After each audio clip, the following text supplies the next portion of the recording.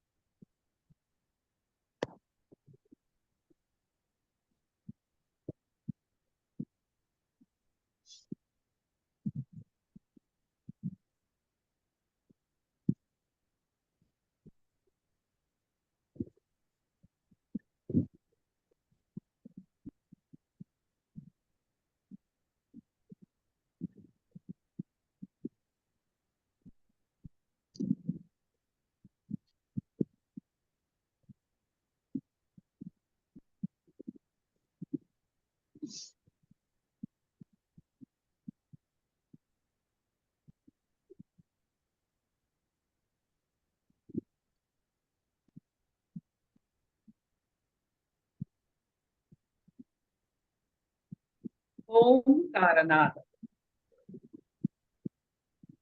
ओम।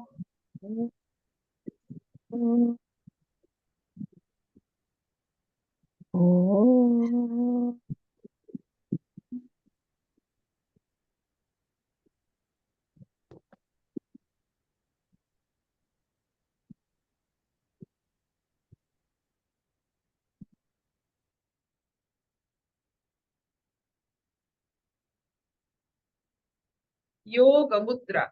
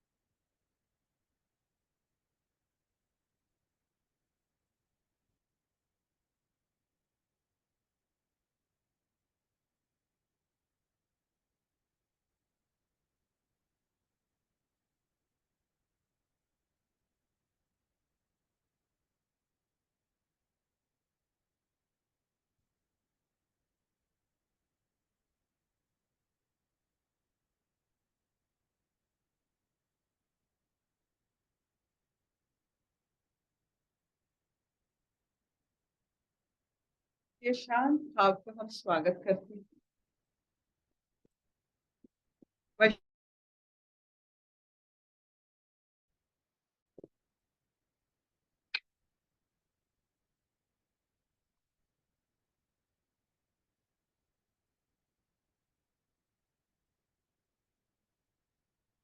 नमस्ते अर्पिता। नमस्ते सब योगियों को।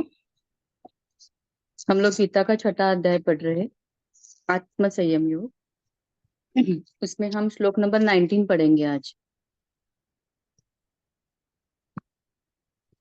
भगवान बोल रहे हैं, श्री भगवान उवाच यथा दीपो निवातस्थो नेङ्गते सोपमा स्मृता योगिनो यतचित्तस्य युञ्जतो योगमात्मनः।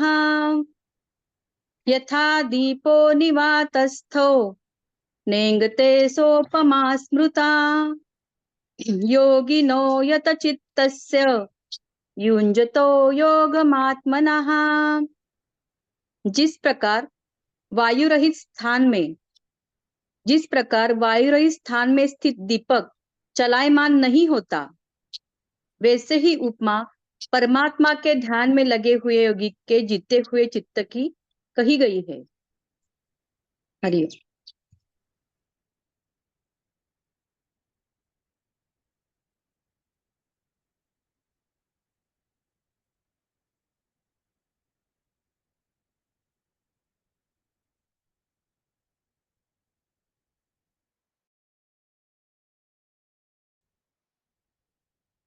अग्नि को वायु बुझा सकता है, तो दिया को हम ऐसे जगह जलाते हैं या उससे रोशनी दे करते हैं जहां वो बुझ ना जाए। अगर बुझ जाती है तो वो दिया है, बाती है, घी है, सब कुछ है, लेकिन उसका कर्म नहीं बनता। हमारा शरीर है, जीवन है, बुद्धि विवेक सब कुछ है, लेकिन अगर हम एक लय में मन नहीं रख सकते हैं, हम बुझते हुए दिया की जैसे होते, किसी को रोशनी नहीं देने पाएंगे जब हमारा एक लौ नहीं होगा, एक मन नहीं। सबसे श्रेष्ठ प्रकाशित मनुष्य वही है जो एक मन पर अड़ गया, चाहे वो प्रेम का कारण हो, चाहे वो कर्म का कारण हो, चाहे वो विश्वास का कारण हो, या चाहे वो आध्यात्मिक भाव से। एक मन पर जो रहते हैं वो प्रकाशित मनुष्य होते हैं।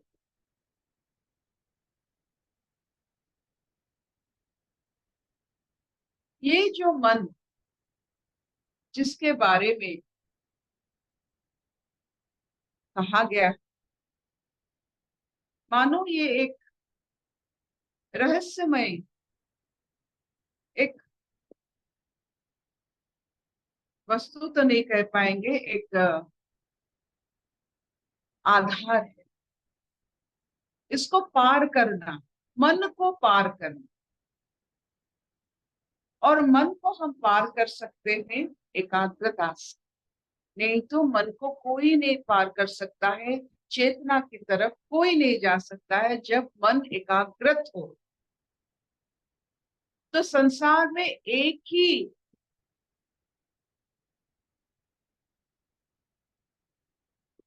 साधारण विश्वास से जो मन को एकाग्रता में ला सकती है। जैसे सतियों के बारे में हमने पढ़ा है, उनकी एकाग्रता मन के कारण वो परिप्रकाशित मनुष्य थे।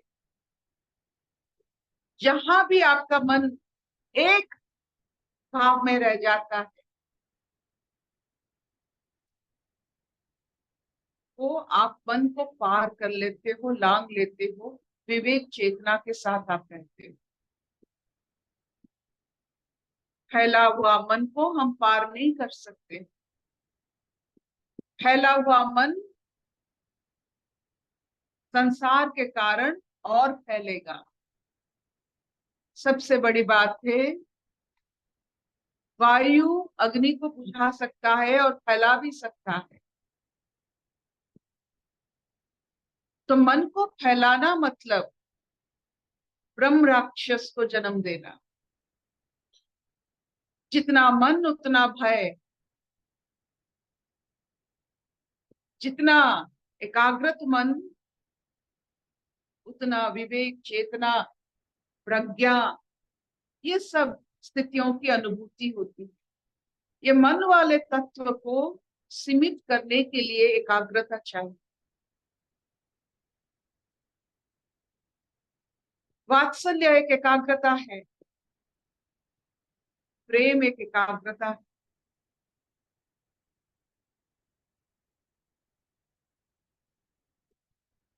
जब मन एकाग्रत होता है, कोई भी किसी भी माध्यम से आप करो उससे, आप उसे लांग लेते हो, आप हनुमान बन जाते हो और उसे लांगने में आपको कोई कष्ट नहीं होता है, आप चेतना तक पहुंच जाते हो।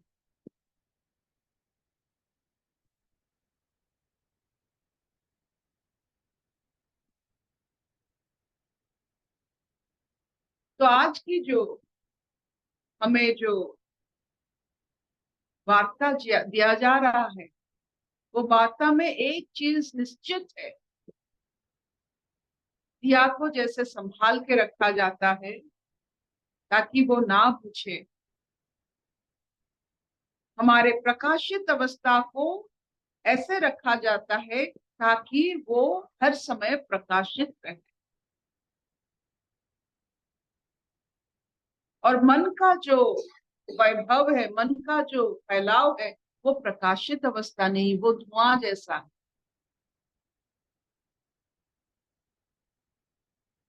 जैसे अग्नि का धुआं होता है, जीवन का धुआं मन है।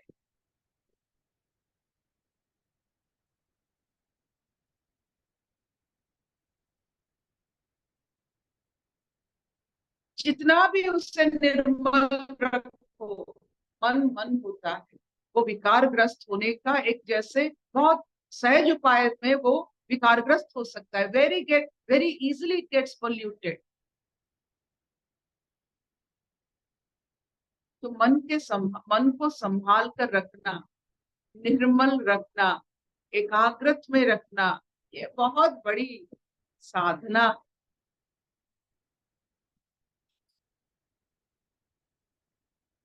ये भजन कीर्तन मन को एकाग्रत रखने की कोशिश होता है।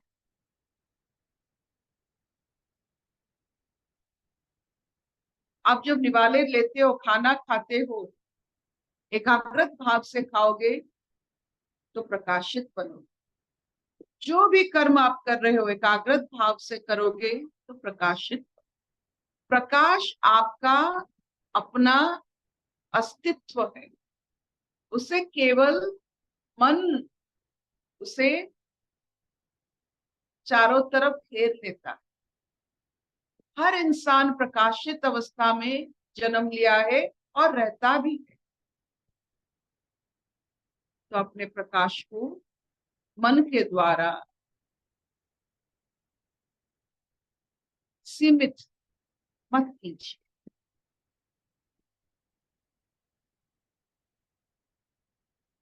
Will this do? Molly, could you understand? Hariom दीदी। जी आंटी। आंटी बढ़िया। एक क्वेश्चन है। हाँ, बोलो। जैसे जैसे अभी आपने बोला ना कि कोई भी कर्म हमें एकाग्रत मन से करना चाहिए, तो उसका आप थोड़ा एग्जाम्पल या इलैबोरेट करके कोई भी बताएं। देखिए, सवेरे से लेकर शाम तक आपकी जो हमारे दो कर्म होते हैं, स्थूल कर्म और सूक्ष्म कर्म। स्थूल कर्म में हमारे जो जीवन की जो जो जो रूल्स रेगुलेशन है, जैसे उठना, नहाना, दांत ये करना, सफाई करना, दीज आर पार्ट ऑफ स्थूल कर्म, this is a part of our life. इसको भी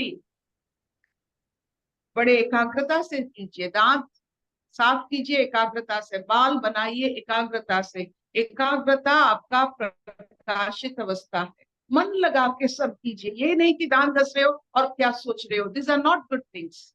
आपका क्या होगा, ऐसा ऐसा ये एक अभ्यास है। जैसे वीणा बजाना एक अभ्यास है, उससे सुर पर, तान पर बजाना एक अभ्यास है, वैसे मन को कस के रख के उसको वीणा जैसा बनाना और बजाना, ये एक अभ्यास है। जो भी आप कर रहे हो, सवेरे उठकर अपना पाँव छू रही है पृथ्वी को, मन से कीजिए। और ये करते हुए आपको क्या मिलता है? कॉन्शियसनेस। एकाग्र मन से हमको एक चीज की अनुभूति होता है, वो जागृत अवस्था। अगर जागृत रहना है तो संपूर्ण जागृत रहेंगे। क्यों हम एक काम करने के वक्त दूसरे काम के बारे में सोचते हैं? वो जागृत अवस्था नहीं। तो कॉन्शियसनेस कम्स बाय एकाग्रता of mind. And what is एकाग्रता ऑफ माइंड? No mind. उससे जितना आप एकाग्रता मतलब करते हो, मतलब it is giving a way to चेतना एंड कॉन्शियसनेस। जिस मन के द्वारा, मन तो रहेगा, जैसे अग्नि है तो धुआं तो जरूर रहेगा, तो जीवन है, तो संसार है, तो जीवन में मन रहेगा। क्यों ना मन को एकाग्रता बनाकर उसी को रोड बनाकर चेतना की तरफ चले। और एकाग्रता हर चीज में होनी चाहिए, सवेरे से लेकर स्थूल कर्म में और सूक्ष्म कर्म में। जो स्थूल कर्म में एकाग्रता जानते हैं, वही सिर्फ सूक्ष्म कर्म में एकाग्रता की अनुभव करते हैं। और वो रूहानी अनुभूति जो सूक्ष्म कर्म में मिलती है, आप चेतना की प्रकाश अनुभव कर सकते हैं। चेतना क्या है? Intuitive power. You know everything. आपको पता चल जाता है ये होने वाला है, वो होने वाला है। You know everything. होने से पहले आपको आगाज आ जाती है। That is intuitive power. मुझे कुछ मालूम नहीं, दिखता नहीं, आगे क्या है पता नहीं, पता नहीं, मालूम नहीं, इस मन पावर। पता है, मालूम है, सब कुछ मुझे आगे से अनुभव हो जाती है। ये है इंट्यूटिव पावर, कॉन्शियस पावर। जिन्होंने अपना कर्म सही ढंग से मन लगाकर एकाग्रत भाव से किया है, they develop a very important power, that is intuitive power of consciousness. कोई भी काम, ये जो हम पहनते हैं चश्मा, उसको साफ करना मन लगा। अपने हाथों को जो मूवमेंट आप करते हो, मन लगा के करना। आप खाना, मन लगा के खाना। जब आप खाते हो, मन लगा के उसे अनुभव करना। और जब मन लग जाता है कर्म में, वो हमें एक रास्ता बना देती, मन रास्ता बन जाती। It gives you a path, it gives you a way. जैसे वासुदेव कृष्ण को लेकर जा रहे थे वो भयंकर तूफान में, तो खुद यमुना जी रास्ता बना लेते थे। तो वह रास्ता, मन में वैसे विकार तो बहुत होगा, लेकिन जब मन रास्ता बना दे, तो आप गोकुल पहुंच ही जाओ।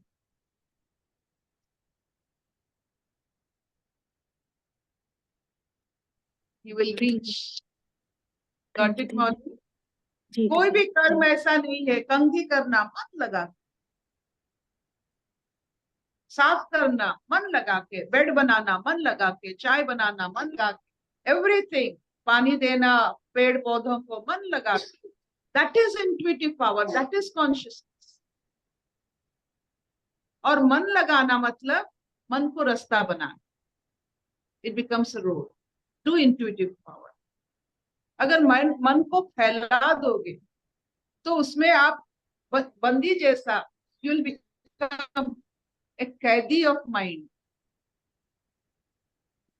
जब मन रास्ता देता है ना, you enjoy life, you are not jailed. संसार आपको खराब नहीं लगता। संसार खराब लगा मतलब आपने मन को बहुत फैलाया।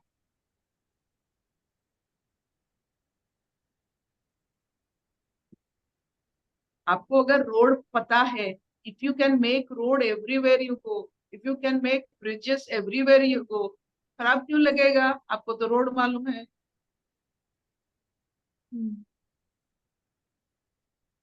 इतना चलेगा।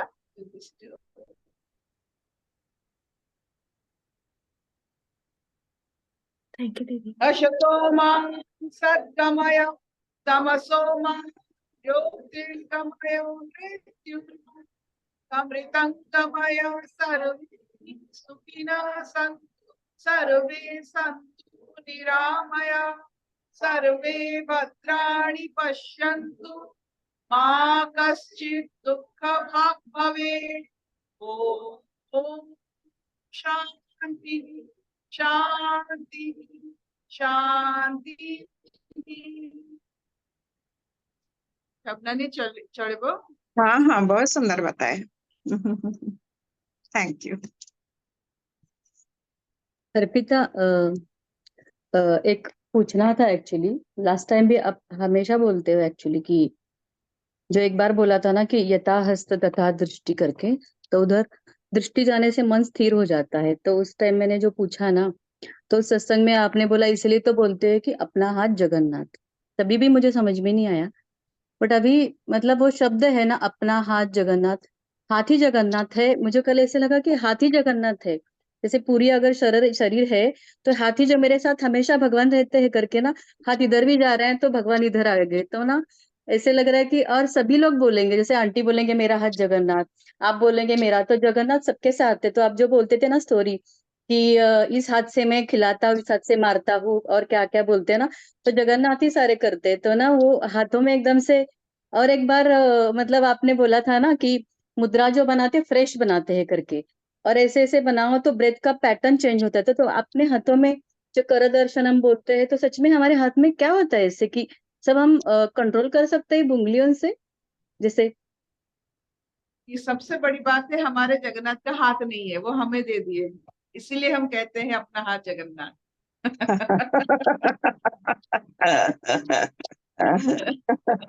तो ये जो हाथों की बारे में हम जरूर कल बताएंगे, मुझे याद दिला दीजिएगा। और ये हर एक, जैसे हमने सुना है और अनुभव किया है, जब कृष्ण छोटे थे वो एक बड़े पहाड़ को अपनी उंगलियों में उठा देते थे। वो है क्या चीज? ये क्या सच्चाई है या सिर्फ एक मनोरंजन के लिए एक पुराण में माइथोलॉजी बना है इसके बारे में?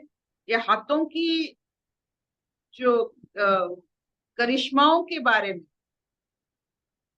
हम कल बताएं। इफ यू जस्ट रिमाइंड, एक एक हाथ, एक एक उंगलियों का क्या क्या कर्म हो सकता है। हमारे पास 10 उंगलियां हैं, 10 जो दशा बदल सकते हैं। कोई भी दशा ये 10 उंगलियां बना सकते हैं। हम जब लक्ष्मी जी के व्रत करते हैं, उसमें एक व्रत रहता है सुदशा व्रत। दशा, हर दशा जैसे शुभमय हो, और सुदशा के लिए ये 10 उंगलियों से सुदशा बनती। कराग्रे वसते लक्ष्मी। लक्ष्मी मतलब लक्ष्य। लक्ष्य पर जाने के लिए आपको उंगलियों की जरूरत है, मन की नहीं। फिर बात करेंगे उंगलियों के बारे में, एक दिन बात करेंगे।